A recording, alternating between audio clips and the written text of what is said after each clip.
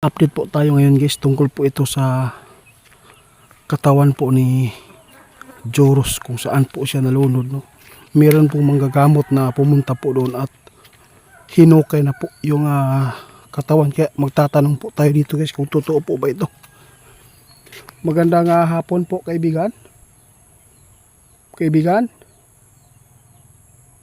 meron po akong gusto pong malaman sa inyo kaibigan, kung totoo po ba ito na yung katawan po ni Joros ay nahukay na po daw. Marami pong nag-chat po sa atin guys. Kaibigan, ba't wala? Meron pong nag-chat po sa atin kanina. Nasa 5 katao. Sabi po nila makukuha na po daw yung katawan po ng binatilyo. Kasi po hinukay na yung katawan po, kung saan po ay tinuro ng manghuhula o manggagamot na mayroon pong dalang parang kumpas daw. Pero imposible po ito guys, kasi po hindi po yan na basta-basta na kung huhukayin mo lang no, nawala po mga sign na malambot yung lupa, ibig sabihin yun wala dyan. Kung matigas yung yung lupa na hinukay nila, ibig sabihin niya wala po doon. Kung meron po mga sign po ng paghuhukay, ibig sabihin niyan guys, posibleng nandyan. Kaya gusto ko nga malaman po dito, kasi po marami pong gusto makapanood sa video natin na ipaabot sa ating mga kaibigan. Kaibigan, ba't wala sila ngayon?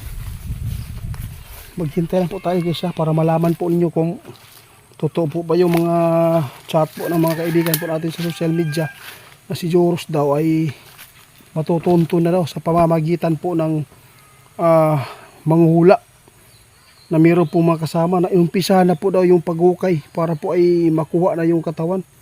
Pero sa tingin ko dito, kasi mayroon nagsabi sa atin, iba po ang kanilang hinukay daw, kasi po hindi po talaga malambot yung lupa. Kasi pag nilibing yung tao, malambot na po yung lupa. Bakit po daw matigas?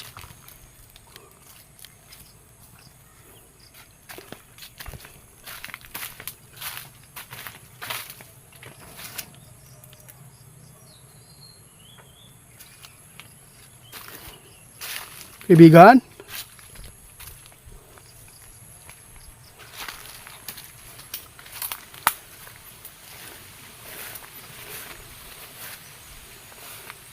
magandang hapon po kaibigan.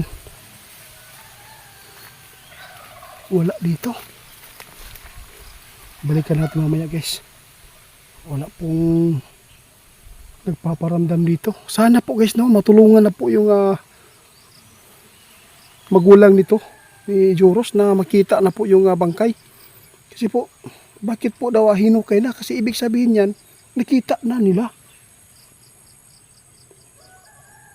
Kaya napuntahan ko agad dito guys, dahil po marami po nag-aabang sa atin na mapanood po nila yung ipinapaabot ng ating kaibigan, kung makikita na ba ang bangkay po ni Joros. Kasi po inumpisa na po na yung paghuhukay.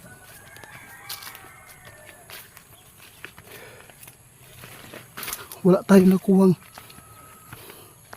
impormasyon guys, kay kaibigan, wala po sila dito. Ipagdasal po ninyo guys na sana po baka ito po yung taong ito na makatulong po dyan sa aklan, no?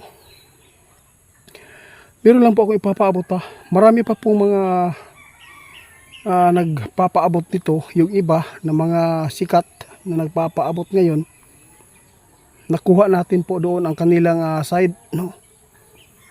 Alam po ba niyo kung bakit? Yung mga sinasabi po nila napakaganda talaga pakinggan, at humahanga ka talaga sa kanilang pagbibigay, no, ng impormasyon. Dahil po tiningnan po nila kung ano po ang mga haka-haka ng mga tao, doon po nila binabase ang kanilang ipinapaabot. Kung ano man po mga kababalagan sa ilalim ng tubig, lalo po niya pinaliliman, no? Pinalaliman ang mga pagpapaabot sa social media. Kaya marami request po ngayon na baka yung tao na yan ay makatulong daw. Pero labo na guys. Kung hindi ka magbabad po doon sa pinangyayarihan, hindi pa rin yan nakikita. Kung kinuha mo lang yung mga idea doon sa nakauna po na mga divers po doon. Abangan lang po natin guys, baka po ito po yung makapagbigay po ng solusyon. Yung sinasabi nila na hinukay na po daw yung katawan ng binatilyo, nakita na daw dahil po sa kumpas na ginamit. Sana po, no, sana ipagdasal po natin na makuha ng yung binatilyo. Mamaya i-update ko lang sa inyo guys kung nandito na po yung kaibigan kasi wala yun talaga sila.